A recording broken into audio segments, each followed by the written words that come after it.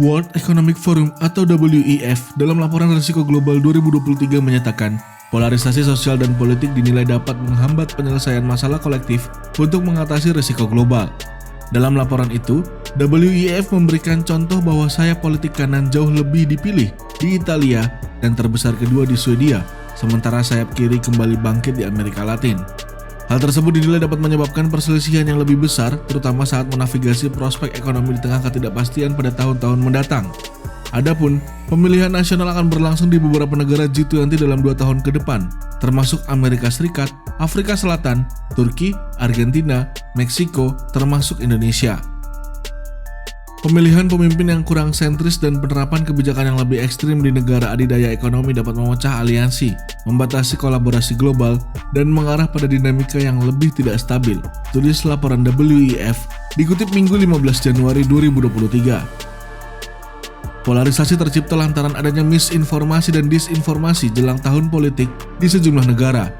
Hal ini dianggap sebagai resiko yang cukup parah oleh responden Global Risk Perception Survey atau GRPS, menduduki peringkat ke-16 dalam resiko jangka pendek. Informasi keliru yang acap kali muncul pada tahun politik telah menjadi alat untuk menyebarkan keyakinan ekstremis dan mempengaruhi pemilu melalui ruang media sosial. Dampak yang timbul oleh kekeliruan informasi juga diproyeksikan semakin luas seiring dengan tingginya penggunaan otomatisasi dan pembelajaran mesin, dari bot yang meniru teks tulisan manusia hingga pemalsuan informasi soal politisi. Polarisasi merongrong kepercayaan sosial dan dalam beberapa kasus lebih mencerminkan perebutan kekuasaan dalam elit politik daripada perpecahan mendasar dalam ideologi. WEF juga menilai seringkali polarisasi yang semakin panas pada isu-isu utama dapat menyebabkan kebuntuan bagi pemerintah. Selain itu, pergeseran sejumlah jabatan di tiap siklus pemilu dapat menghalangi penerapan prospek kebijakan jangka panjang. Indonesia sendiri akan melaksanakan pesta demokrasi pada 2024. Berbagai tantangan dihadapi, mulai dari menangkis kabar bohong, polarisasi, hingga politik identitas.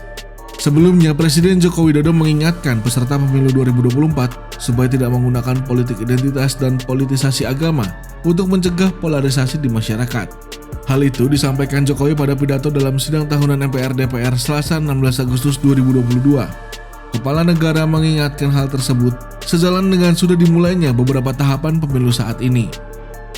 Saya ingatkan jangan ada lagi politik identitas, jangan ada lagi politisasi agama, jangan ada lagi polarisasi sosial. Terangnya Selasa 16 Agustus 2022.